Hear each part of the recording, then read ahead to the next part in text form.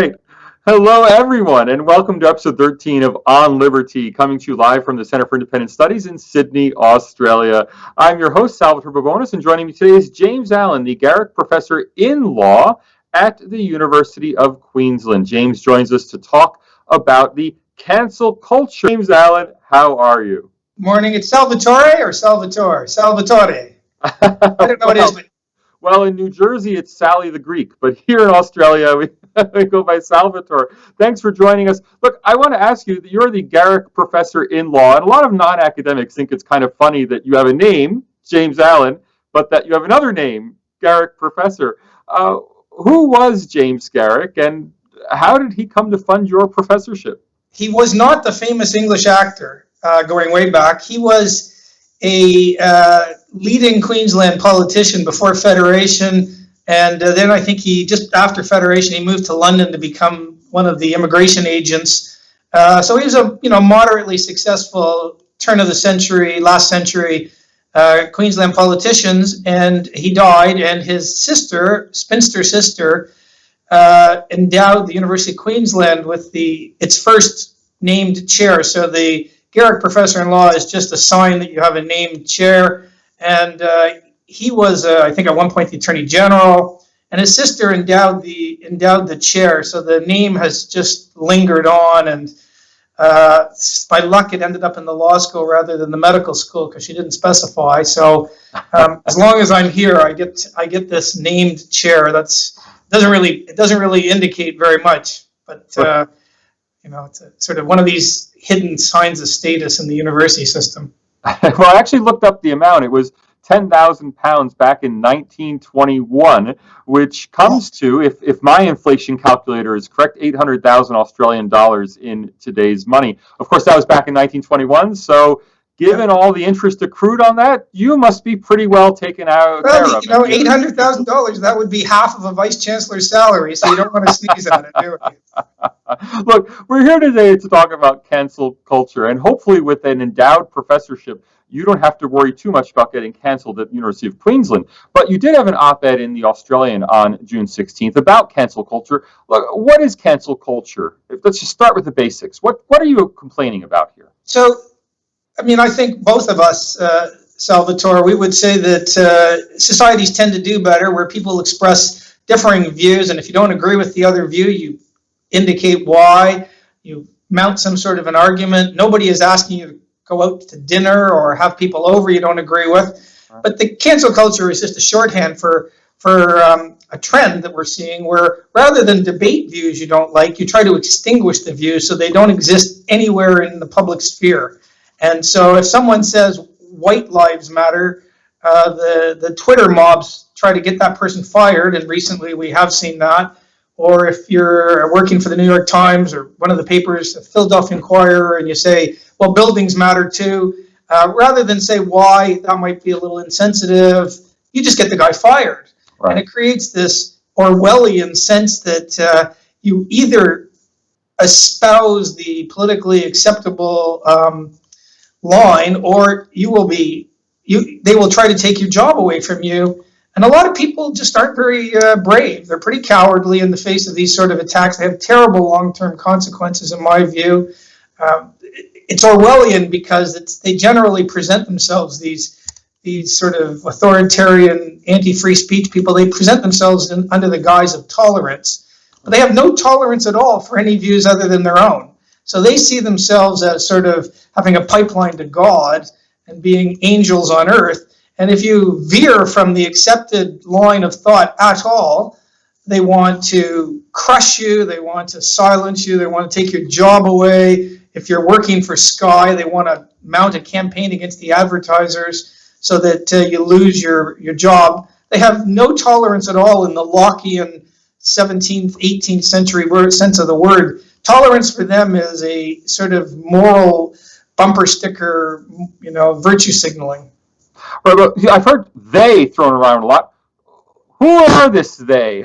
I mean, it's quite a small minority. There was a study came out of the U.S. in the last week that said 2% of Americans actually post on Twitter, and these sort of Twitter poster types are driving far too much of the media response. So you've got lazy journalists who take their ideas from the latest whatever's trending on social media or Twitter. These people have about as much they're about as representative as the local Greens Trotskyite vegan collective. They're not representative of most mainstream views. And so that's partly a problem. I think partly a problem is, and we'll probably get into this, that to some extent our educational system in the West has not done a great job in the last few decades. I'm not talking just about the fact that you get, I mean, in University of Queensland, we get the best students in the state. They go off to be Rhodes Scholars. They know no grammar. What? I mean, I'm sorry. What? No grammar. I mean, they don't know any grammar. They don't know where you put an apostrophe in the possessive. They're just not taught it. And so, you know, we're below what Kazakhstan in the international rankings. Look, I'm sorry. They go off to become what kind of scholars, James? Well, we get Rhodes Scholars coming through our law school pretty much every year. They're very smart. They just don't know any grammar. Well, that's my prompt to you about Cecil Rhodes, who, of course, is a subject of the cancel culture himself. I mean, the Rhodes Must Fall campaign has finally won, and the Oxford College has said it will remove Rhodes from his plinth. I mean, what do you think about these tearing down of statues? They must be the same milieu as the cancel culture. It's funny you asked that because I have a piece out in this week's Spectator, so out today, tomorrow. It's remarkable that when you look around the politicians in the Western world, the one who's got the most oomph and cultural sort of aggression in terms of defending the status quo is President Macron in France, who last week said, "We will not take down any statues in France. We will not take down any paintings. Warts and all, this is our history, and nothing is coming down." And that just ends the problem. What we have is a political class that is very weak. Boris Johnson's been a huge disappointment on this front. Morrison's better. But effectively, if anyone touches a statue, I like what President Trump has done. They will now be looking at 10 years in prison. Good. If you want to take something down, there's a right way to do it and a wrong way to do it. I wouldn't take anything down. But certainly having a mob topple something. Most students don't know anything about Cecil Rhodes. By the standards of his day, he was quite enlightened. He opened up more educational opportunities than anyone in his generation, including opening up some early Rhodes scholarships to South African blacks. Of course, by our standards today, he's a flawed guy, but in 200 years, everyone alive today is going to look flawed in some sense. Who knows, maybe they'll all be vegans then or whatever. But, Cecil Rhodes was an industrialist. He had colonial views. Well, that's how everyone pretty much thought. It's very difficult to judge your great-grandfather as a moral cripple and not think that you'll be judged as a moral cripple in 3 or 4 generations. By the standards of his day, Cecil Rhodes was quite a remarkable figure. Even if he weren't, the idea that you take down statues because the person is less than perfect. And I noticed that in the UK, no one's taking down statues of Karl Marx or Lenin. Lenin is probably, after you name the big 3, Hitler, Stalin, and Mao, then you'd probably have to put Lenin as one of the most ruthless, mass-murdering people on the planet. So it's clear that a lot of this has to do with sort of barely disguised left-wing, aggressively left-wing politics. Right, there's a strange situationality here, if you'll forgive the word. I wonder how many people who want to topple statues in the US, UK, Australia, if I put that back to them and said, well, in Italy, the whole country is full of churches that were built on wealth from the exploitation of Native Americans, the terribly harsh, if you think colonialism was harsh in Australia, don't go to Latin America, right? The terribly harsh colonialism of Latin America, all that wealth was sucked into the Vatican and all these monuments in Italy. Of course, there were so many morally flawed people from Machiavelli on down in Italy in the Renaissance. But if we were to say, well, as a result, if we don't agree with Cosimo de' Medici, we should destroy all of Michelangelo's works, I think most people would be aghast. Yet, how is that different from what people are demanding to be done in the US, UK, and Australia? I don't quite understand that cognitive dissonance. I mean, do you have any insights into that? Well, firstly, I wouldn't be giving people ideas, Salvatore. Leave that aside. On your first point, there's always a comparative aspect to these things. And you're right. If you looked at the colonial powers from 130 years ago, here's just a fact. The Brits were the least aggressive of all the colonial. If you were having to choose who you wanted to be colonized by, you certainly weren't going to pick the Belgians, who basically killed everyone they came in contact with. You would have picked the Brits. They were by far the most liberal. Now, were they measuring up to the standards of today? Of course not, and they could be brutal. But again, life is full of comparative judgments and nuance, and this just gets swept aside. In terms of taking down the past, I always ask people, how are you any different than the Taliban in Afghanistan? I mean, they're fired by a moral fervor, believing they're doing God's work, and they just take down anything that doesn't accord with their present day view of what's morally righteous. Unless you can tell me how you're any better than the Taliban, you don't learn from the past if you take down everything you don't like. And I mean, as you say, there's some magnificent works in Italy, and pretty much everyone in the past is not living up to today's, inner city macchiato drinking, virtue signaling standards. If that's your test, then you pretty much have to take down everything. There was a very funny clip in Britain where someone interviewed a girl and asked, "What did you think about taking down Churchill's statue?" And she said, "Well, I'm not sure. I've never really met him." And you're thinking, okay, so we're dealing with people who are just stupid, really. It's all you can say. Look, they painted fascist on Churchill's statue. Whatever you think about Churchill, the man is the greatest anti-fascist who ever lived. As one of my friends emailed to me, an Indian from the continent of India, if it weren't for Churchill, pretty much every non-Aryan race would either be enslaved or dead. And so the idea that you would take down Churchill's statue because you don't like what he did with the gold standard, or you feel that he maybe was a little bit aggressive in the general strike of the 1920s, you're just a moral idiot. The man was the greatest anti-fascist. If it weren't for him, the Brits wouldn't have got into the war. And so pretty much every non-Aryan race would be enslaved or dead. And if people don't know that, they really ought to learn it. Well, look, it's easy to ridicule and make fun, especially with an audience. We have a very friendly audience, I'm sure, today on YouTube. But I do want to push you about this, about how deep this trend goes in Anglo-American, or specifically in British culture. I mean, you compared today's iconoclasts to the Taliban or to Islamic State, but I might compare them to the iconoclasts of the English Reformation, when, of course, throughout England, and for that matter in Scotland as well, statues were torn down. The Rudwell Cross was destroyed. I mean, this priceless medieval treasure.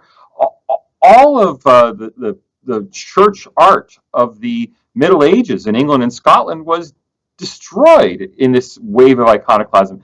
Is this something that's deeply embedded in our English-derived cultures, or is this really something new that just arose in the 21st century? Well, it's an interesting point, because, of course, if you're seeing the world through a religious sort of lens, and I come from a long line of Scots-Canadian Calvinists who were probably doing some of the work back then of ripping things out of the, in the 1530s, if you're seeing everything in terms of an eternal rightness or justice, then, of course, if you think you're right and they're wrong, you want to erase traces of it. In today's world, where, I mean, I'm an atheist, I don't know what most of the viewers are, but I wrote a piece in a book. I have a lot of sympathy for the religious worldview. I think it's probably done more good than bad over history, and I hate this idea that you have to take out of the public sphere on some sort of bogus Rawlsian view that anybody who's motivated by religious principles doesn't get to speak. But in a world where more and more people are probably secular, not religious, there's a fairly strong argument to be made that they don't then become Bertrand Russell and think they're living in a meaningless universe where, you're in a far-off little galaxy in the spiral end and just in a meaningless world. Most people then just can't function like that. They're not David Hume, they're not Bertrand Russell, so they then need to find meaning in something else. They might become vegans. They might attribute to the planet we're on this higher meaning, although it's not clear to me, if you're an out-and-out atheist, why you care about some little rock in the far end of a meaningless little solar system in a galaxy that nobody cares about. But it's hard for human beings not to, be fired by the sort of religious worldview. And it's that sort of view that you are on the right side that then takes you to knocking down statues. If you step back from that a little and you ask yourself, why do you care about the man who gave so much money to the city of Bristol and the fact that some of his ships actually made him money from slave trading? It's either because you're fired with the sort of Protestant Reformation zeal that you mentioned, which is pretty accurate description of what seems to motivate these people. But if it's not actually got to do with eternal, timeless rightness of the universe, so we're not talking religion, why can't you allow some statue of a flawed human being to be on display so people, when they walk by, can say, hey, there's good and bad in life and not everyone's perfect.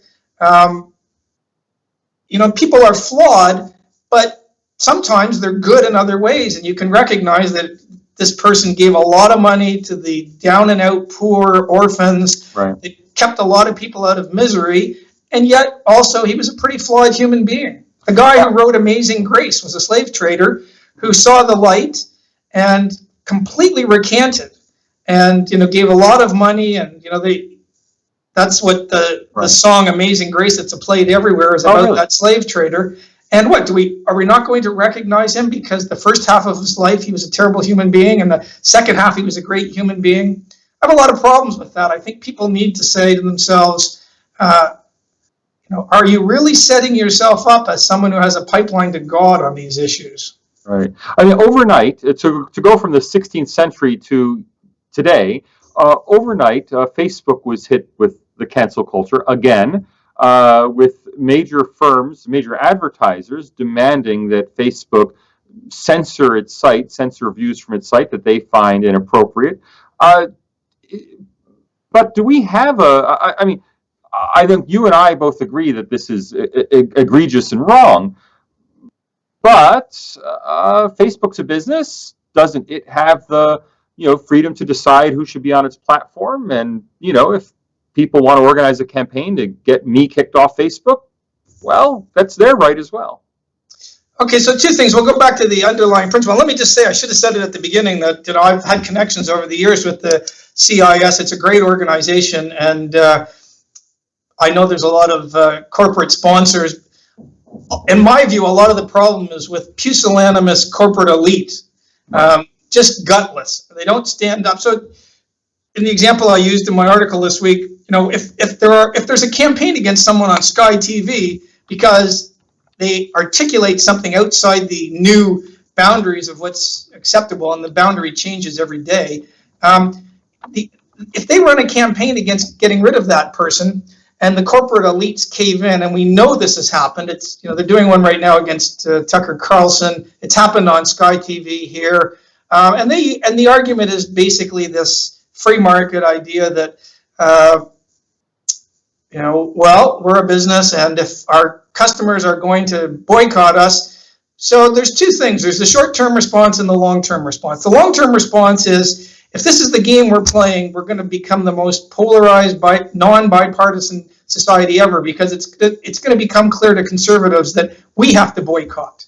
Because if the only game in town is boycotts and you're not allowed to hear any views you don't want, then the only rational response for people on the other side of the thing is we're going to boycott. So we will start boycotting anybody, and conservatives aren't very good at getting together. We're not as good as the left. But eventually you'll be forced into it. So any company that thinks that this is a long-term good strategy is out of its mind.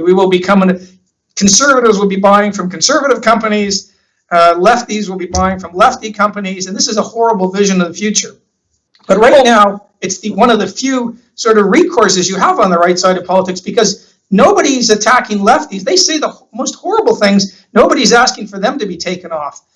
I think a better short-term view is for the corporate elite to realize it's in our long-term interest to be able to have a market that applies to everybody. And this is a sort of a faux argument that we're just responding. You're responding to under 2% of people who are actually on Twitter.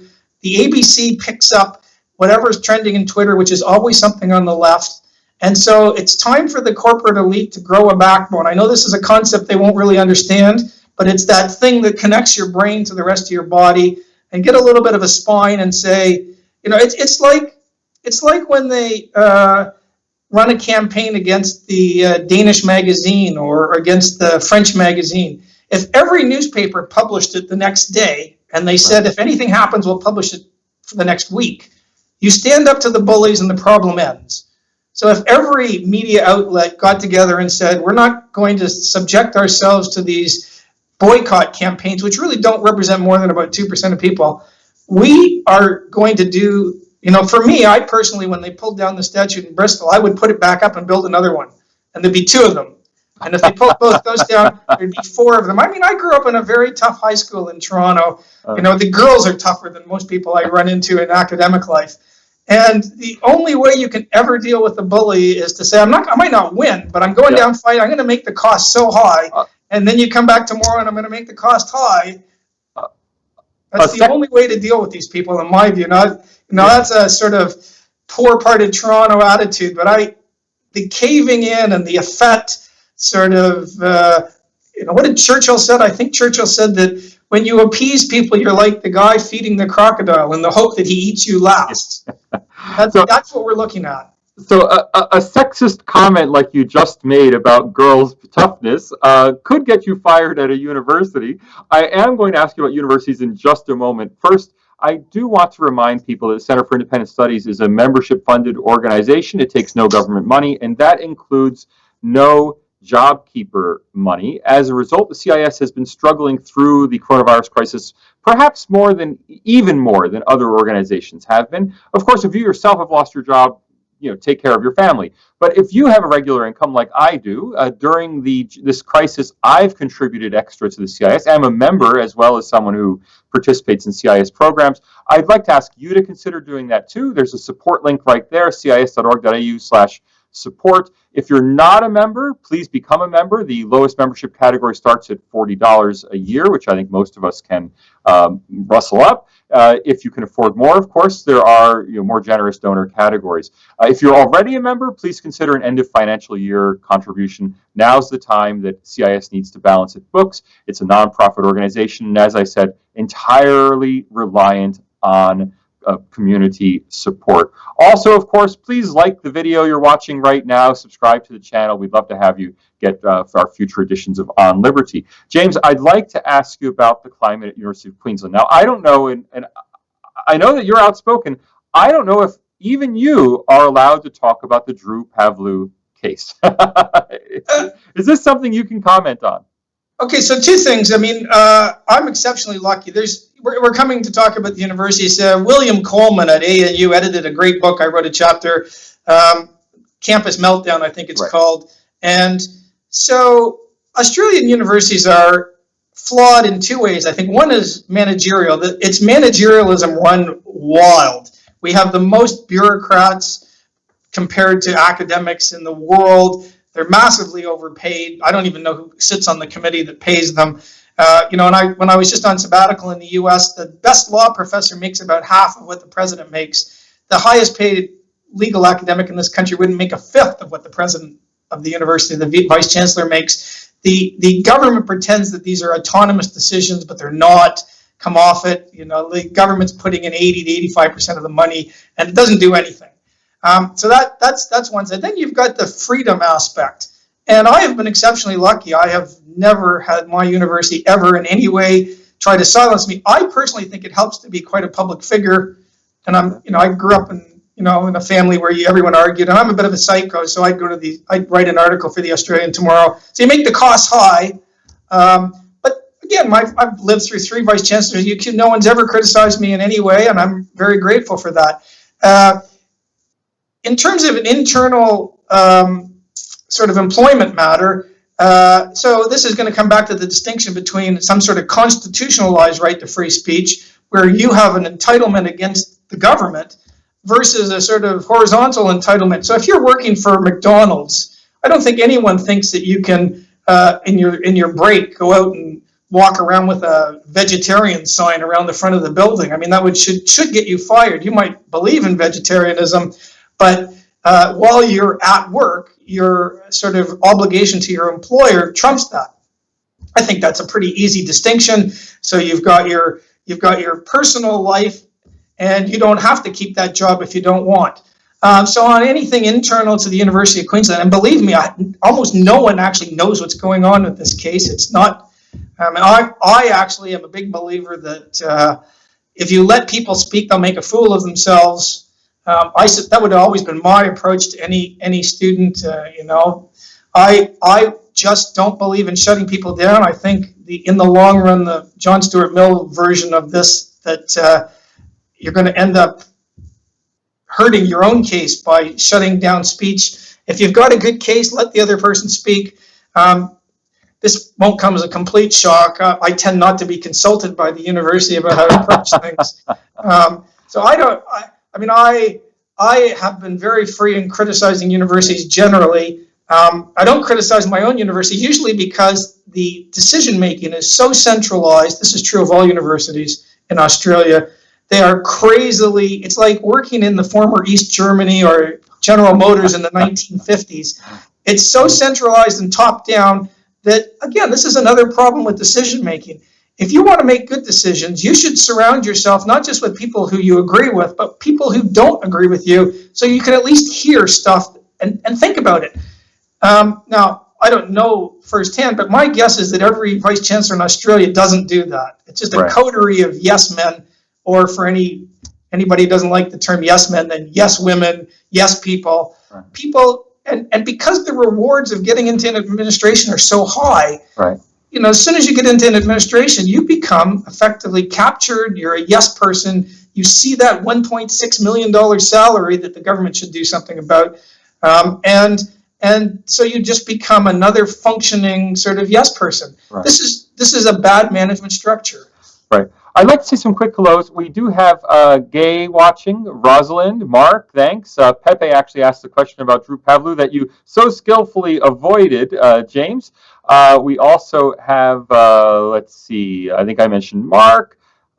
Isabel is out there. So thanks, everyone, for watching. I'd like to continue going to questions here from viewers. And Gay did ask us, should someone be teaching, or should universities be teaching, what difference of opinion really is? That is, what should universities be doing differently to encourage students to engage in debates? Well, if you want to get depressed, you can read an American, Jonathan Haidt, who's sort of, he bills himself as a center-left man, but he's very disappointed. And in the U.S., of course, this information is more public, because in the U.S., if you give money to a political party, that's public information, and they do a lot more surveys. So they have pretty accurate information about how, the breakdown of thought on university campuses in the U.S. And law schools tend to run, at least in the elite Ivy League, 6 or 7 to 1 Democrat to Republican. If you leave the Ivy League, it gets a lot worse than that, 20 to 1. But Jonathan Haidt, describing the trend since the 1960s, says it's terrible in some departments, sociology, where Salvatore is, you're lucky if you find one openly conservative out of 100, and women's studies department, Aboriginal departments, it's effectively zero. Like, there are zero. So there's no difference, there's no diversity of opinion. And this is one of the ironies, when universities will bend over backwards genuflecting at the foot of diversity. But for them, diversity means some sort of statistical representation of reproductive organs, skin pigmentation. It never means a diversity of outlook. Never. They don't. I don't like affirmative action, but there's, universities love affirmative action. They're never in the game of using affirmative action to provide a range of outlooks. So in many university departments, it's at least as bad in Australia. When I first got to UQ, I ended up in some meeting, fairly high up people, and this is 15, 20 years ago, so none of these people are still at the University of Queensland, but they were slagging off John Howard. It was like 2006, and I said, I like the guy, I think he's great, and the whole meeting went quiet. I've been on Q&A 3 times. I think it was the second time I was going up the elevator in Ultimo. They didn't know who I was, and they were all attacking Tony Abbott in the Ultimo ABC, and I'm thinking, they just assume that someone they don't know will be on their side of politics, and that's because that's a pretty accurate assumption. It was a disgrace, really. I hated the fact that my tax money goes to this monolithic organization. There was a British journalist, I can't remember who it was, maybe Bartholomew, maybe Dellingpole, who came out and he said, the ABC makes the BBC look like Fox News. We've just been in Britain, and the BBC at least has some conservative presenters, and they do a better job. The ABC, I just have stopped watching. It's got nothing for people like me, zero. I was once in the lonely position of defending Tony Abbott at the Academic Board of the University of Sydney. Mark wants to ask, how does the average citizen, who's not in journalism, who's not in academia, fight against this dangerous movement? How do average citizens hold journalists to account for the propagation of these kinds of distortions? Well, I think it starts with being brave. It's not easy because you can lose friends. But if someone says something, you can say, well, I don't actually agree with that. Because people stop making claims and being bullies if they, or some do anyway, if they run into people who disagree, they just are doing it because they assume there won't be any pushback. But if you push back and say, well, I don't think that's right. I think it's a bad mistake to topple statues, or it's a bad mistake to pretend that, somehow we're going to go down this path. People will tend to then be a little more circumspect. I mean, I fear that we might be, the solution might be to go back to the sort of 1960s. When I was growing up, my dad sat me down and said, when you're meeting people you don't know, you don't talk religion and you don't talk politics. And so when I met people, they didn't know anything. I was like a fanatic. Nobody came out and virtue signaled about their politics because you just didn't do that. And they didn't talk religion, you just didn't do that. And, that allows people to function on other levels. So maybe that's where we have to go to, where you just insist on I have broken up dinner parties and even family things by saying that I thought Trump was doing a pretty good job. And I do think on balance, I think he's been a much better choice than Hillary would have been. But when you say that, you are looking at an explosive reaction. Oh, I shock everyone by telling them I'm a Sanders Trump voter, one of that 5%.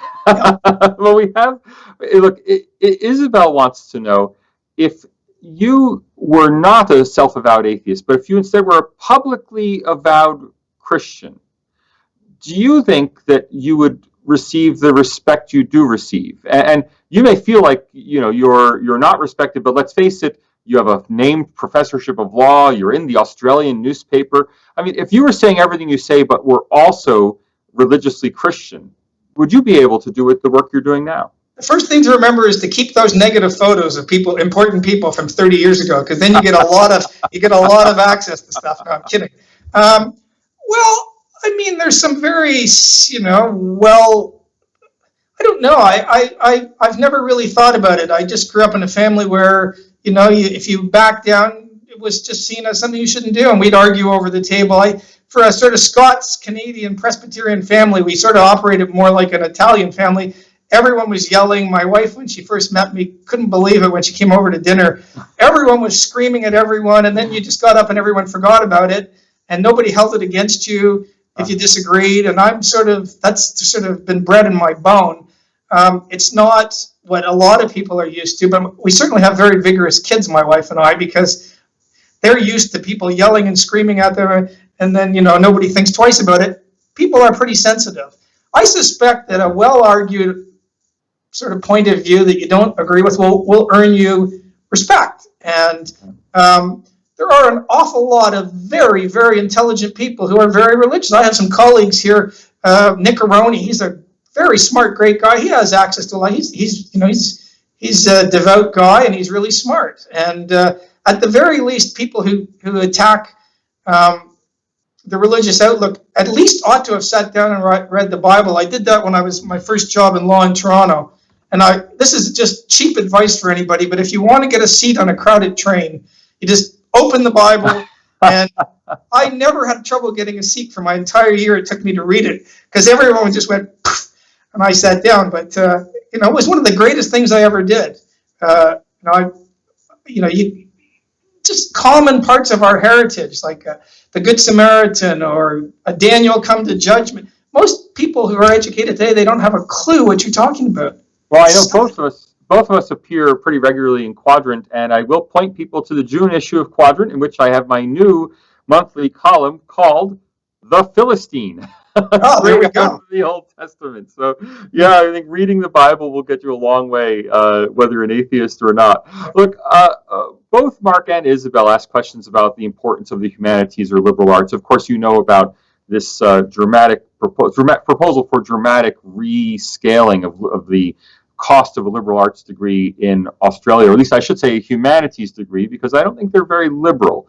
What's your own view about liberal arts education? Is it being done right? Is it being done wrong? How can we do it better? Should law students be doing a little more liberal arts? I mean, what's your own take on the role of liberal arts in education? Well, I'm Canadian, and when you become a lawyer in Canada, it's like the U.S. You have to do a first degree. So I did math and philosophy, but that involved taking an American literature course and a lot of philosophy, a lot of math. But I thought it was great. I never took economics or politics, and then you go on and do medicine or law. I quite like that model, but we don't have that here. Now, my attachment to humanities, and I think even today, if you look at the CEOs of the top 500 companies in the world or the top 100 in the U.S., I think the leading subject they took in their first degree, remembering that you can't just go straight into law or medicine, was philosophy. So if you get philosophy taught properly, and you're reading, and that usually includes some logic and some analytical philosophy, it teaches you how to think. And I think math does the same thing, by the way. If you can do top math, you can take apart an argument. Your premises might not be shared by me. The problem, I think, is that there's more and more evidence, not just in Australia but around the world, that the way we're teaching humanities makes it basically sort of a subset of grievance politics. And really, it's not clear why anyone would want to hire an expert in grievance politics. Well, a shrill grievance. So humanities is not taking apart and deconstructing the poems of Robert Frost. It's actually reading Robert Frost and reading Jane Austen, one of the great writers of all time, Jane Austen.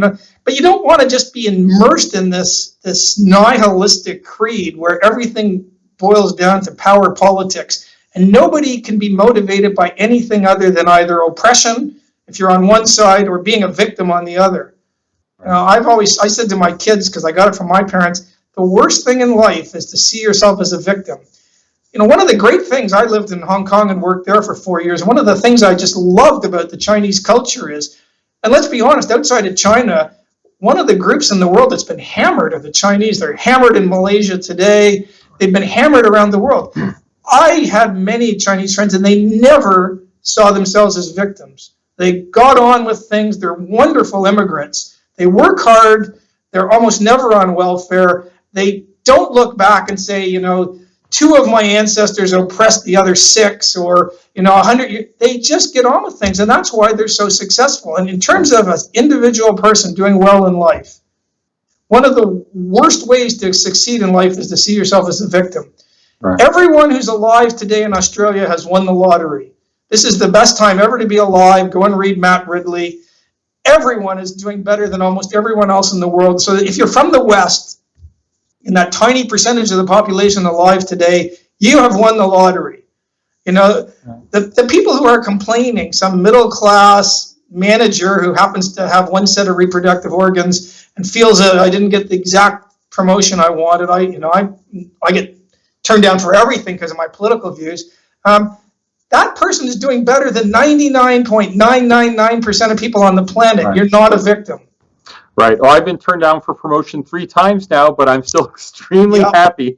Yeah. So, and with your views, Salvatore, it's just the universities are biased against conservatives. That's just a fact. Oh, I don't claim to be a conservative. That's your label, not mine. Look, I'm going to ask you one final question about law, and because you are, a law professor, I'm going to ask you for some legal advice. But before I do, I just want to, remind everyone we'll be wrapping up soon. Remind everyone, please do click that support button. We really would love to have your support for the end of financial year. Look, James, you wrote a book, or an article, I should say, against written constitutionalism. Now, as an American, I'm a big fan of written constitutions. Why don't you want to see written constitutions? Why not a First Amendment for Australia guaranteeing everybody's freedom of speech, freedom of religion, freedom of assembly?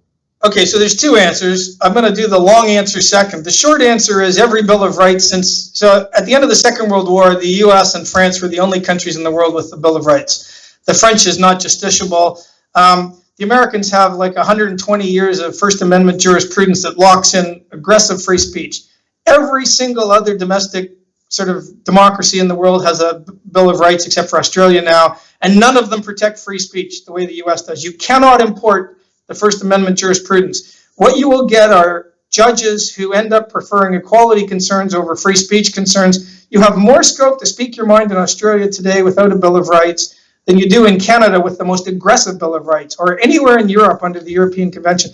And that is because, it's a long explanation, but one explanation is that the legal fraternity, the lawyerly caste, has gone from being moderately conservative to far more left-wing progressive than the general population, and whenever presented with the choice between upholding a hate speech provision or striking it down, they will never strike it down outside the US.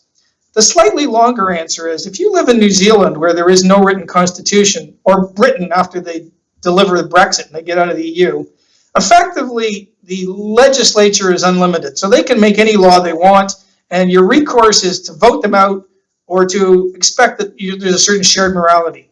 So when you move to a written constitution, here is how they are always sold. They say, Salvatore, we're going to take a few things off the democratic table. It might be federalism, might be bicameral, might be a certain list of entitlements in the language of rights.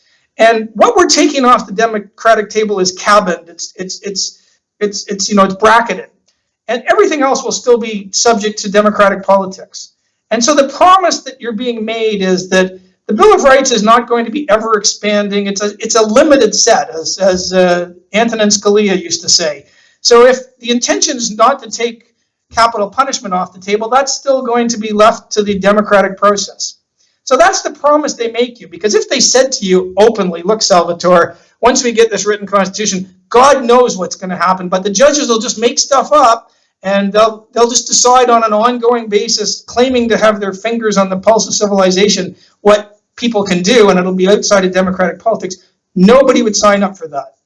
So the way to get people to sign up to a written constitution is to pretend that it's cabined. And here's the fact. We now know today that it's not cabined. We know that even Justice Roberts will make stuff up. So your scope of what is left to democratic politics is shrinking all the time. Okay. And it's on a basis where they basically have an approach to constitutional interpretation that is thoroughly dishonest, right? Everyone knows that Roe v. Wade, I don't care about abortion all that much, but everyone who's honest on every side of politics knows that the Roe v. Wade decision was thoroughly dishonest. If you look at the Love decision here in Australia, thoroughly dishonest. And I mean dishonest in the sense of the approach to interpretation. So in other words, when you interpret a written document, if you always end up with an outcome that you would have got if you were the legislator, that's not honest interpretation. If you're reading some other person's words and you're trying to give meaning to them, at least sometimes the meaning you come up with, the honest meaning, is going to be something other than what Jim Allan would have picked if he was God. And the problem is that more and more the judges are adopting an approach to interpretation where they might as well just be first-order legislators. And I always say, if I have to pick between an elected legislature in New Zealand or 9 judges, and notice that judges always decide amongst themselves by voting. Here's the rule on any top court: 5 beats 4. It's pure majoritarianism. You can have 5 useless judgments that are just a joke, like Gorsuch's recent judgment in the US, and that wins. There's nobody who says, oh, look, you got more references to John Stuart Mill and these wonderful conventions. They just say, let's put your hand up. Right. And so really it seems to me more and more that we're looking at the size of the franchise, and I'm always going to go with 320 million people having a say. So for instance, on the same-sex marriage issue, leave aside the substance. The way they decided it in Ireland or here or Britain, where everyone got a say, is just a better process than where in the US and Canada you have a vote of 9 people. That is a terrible way to decide big-ticket social policy issues. The Madisonian reply is, well, the judges are the least dangerous branch. Well, that's because when Madison was writing, they were, but today they're the most dangerous branch. They're totally uncontrolled. They use an approach to interpretation that really is just a form of, we're going to go with the most moral answer or the most Dworkinian answer. And that just boils down to what sort of moral values you bring to the table. So that's a long-winded way of saying, now, I should say that the Australian approach to written constitutionalism is you lock things in without a Bill of Rights. I quite like that. And people should know that Australia has the most American constitution in the world. We have the Madisonian American Constitution before Madison was strong-armed into a Bill of Rights, because Madison didn't want a Bill of Rights at first. So we have the real American Constitution, the one they should have had.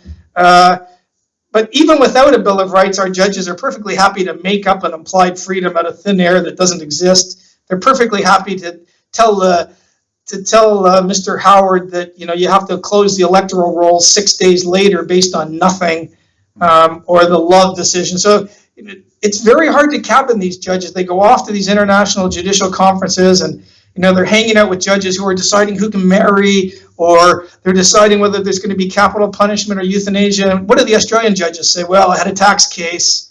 I had this really interesting trust case. They want to be part of the game, part of the we decide everything game. It's a horrible trend. There's quite a bit of literature on this. So that's my long-winded answer. Well, a trend for another program, it sounds like. You mentioned if Jim Allan were God, what he would do. Well, Anthony has accused both of us of being heretics, but I think he meant it as a compliment. Jim Allan, thank you very much for joining us on Liberty. Well, look, Salvatore, it's been a real pleasure, and keep doing what some people would describe as God's work there at the Center for Independent Studies. It's been nice to meet you, ethereally anyway. So keep up the good work, and I'd try for promotion again. I'm happy to write a letter. Oh, thanks a lot. Thanks a lot. Look, our producer, we have to thank our producer, Emily Holmes, for keeping us on the air. Executive producer, Max Hawk-Weaver, for getting everything set up. The director of the Center for Independent Studies is Tom Switzer. I'm Salvatore Rabonis. Thank you, James Allan. And thank all of you for watching today. We'll see you next week. Thank you.